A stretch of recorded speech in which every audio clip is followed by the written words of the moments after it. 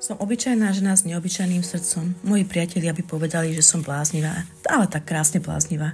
V očiach svetlo, v duši búrka, v srdci nekonečná túžba dotknúť sa krásy ukrytej v maličkostiach. Možno som sa mala narodiť ako chlapec, tak hovorieval môj otec, ale príroda zariadila inak.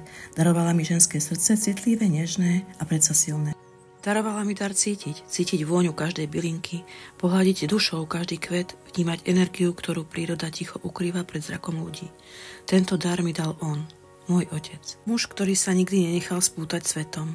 Jeho ruky vedeli tvoriť zázraky, jeho oči videli krásu tam, kde iní ju prehliadali. Nosil máme každý deň náruč divokých kvetov, ako keby chcel lásku vyjadriť inými gestami. Nikto iný ho nepoznal tak ako ja. Nikto nevidel jeho boje, jeho smútky, jeho sny. Bol tichým básnikom, ktorý nikdy nenapísal jediný verš. Ale ja som v jeho krokoch po lesných chodníčkoch počula každé jedno slovo. A práve tento tichý muž mi daroval svoj najvzácnejší poklad.